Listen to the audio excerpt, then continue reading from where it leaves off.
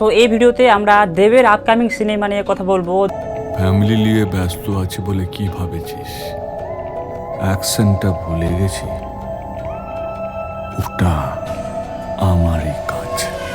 দেব যিনি এই সময় দাঁড়িয়ে টলিউডের one of the most successful actor, ওনার প্রত্যেকটা মুভি থিয়েটারে আসলে আমরা জানি যে হিট সুপারহিট ব্লকবাস্টার হয়ে যায়। তো দেবের আপকামিং মুভি কি হতে পারে, 2024-এ কি মুভি আসতে পারে এবং তারপর দেবের কি মুভি আসতে পারে, দেবের কি মাস্টার স্ট্রোক আছে, সেটা আমরা এই ভিডিওতে দেখার চেষ্টা করব। সবার আগে আমরা যদি দেবের নেক্সট মুভি দেখি, দেবের নেক্সট মুভি থিয়েটারে কি মুভি রিলিজ হবে, তো সেটা হচ্ছে টেক্কা মুভি, যেটাকে ডিরেক্ট করবেন সৃজিত মুখার্জি, এবং সৃজিত মুখার্জি আর দেবের কম্বো এই মুভিতে আসবে।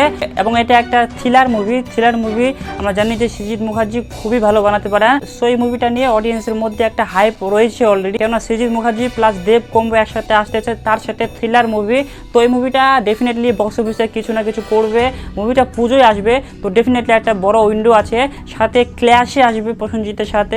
সো এই মুভিটা কেমন চলবে সেটা তো টাইমই বলে দেবে।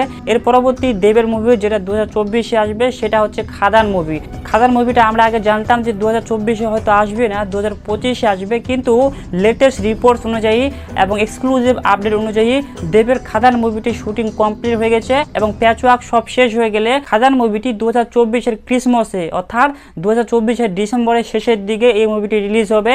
এবং এই মুভিটি আমরা জানি যে অনেক দিন পর দেব তার পুরনো সে মাস আবাতারে ফিরে আসবে, এবং দেব যখন মাস আবাতারে ফিরে আসে তখন ডেফিনেটলি সেই মুভিটি বক্স অফিসে চলার সম্ভাবনা খুবই বেড়ে যায়। এবং এই মুভিতে শুধু দেব না, দেবের অপোজিটে অর্থাৎ ভিলেন হিসেবে আমরা দেখতে পাবো যিশু সেনগুপ্তকে, যিনি খুবই ভালো অভিনেতা, এখন তেলুগু বা হিন্দি ফিল্ম ইন্ডাস্ট্রিতে দাপিয়ে বেড়াচ্ছে। অর্থাৎ দেব এবং যিশুর যে কম্বো, দেব এবং যিশুর মধ্যে যে টাসেলটা, সেটা দেখার জন্য অডিয়েন্স ডেফিনেটলি থিয়েটারে যাবে।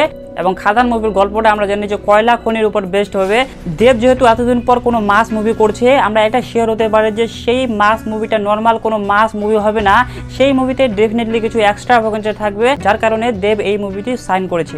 এরপর দেবের যে মাস্টার স্ট্রোক, এরপর দেবের যে মুভিটা আসতে চলেছে সেটা হচ্ছে একটা খুবই সাকসেসফুল ট্রায়ো, যেই ট্রায়ো বক্স অফিসে যতবারই এসেছে বক্স অফিসে ব্লকবাস্টার হয়ে বেরিয়ে গেছে। সেটা হচ্ছে দেব, অভিজিৎ সেন এবং অতনু ট্রায়ো।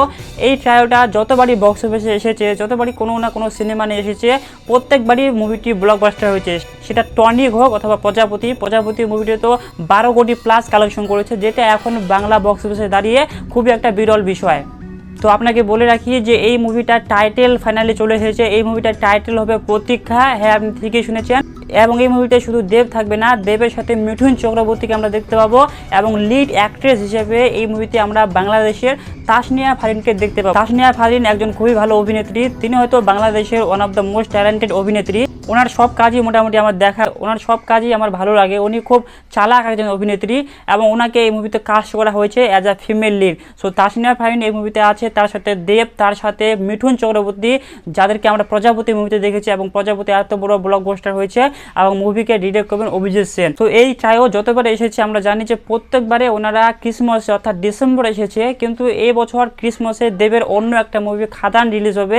এই মুভিটা 2025-এর কোনো এক সময় রিলিজ হবে, হয়তো এই মুভিটা বৈশাখ মাসে অর্থাৎ পয়লা বৈশাখের ছুটির সময় এই মুভিটা রিলিজ হবে। সো এই হচ্ছে দেবের আপকামিং মুভি এবং দেবের আপকামিং প্ল্যান, যেটা নিয়ে তিনি বক্স অফিসে হয়তো বেশ কিছু একটা ধামাকা করতে চলেছেন।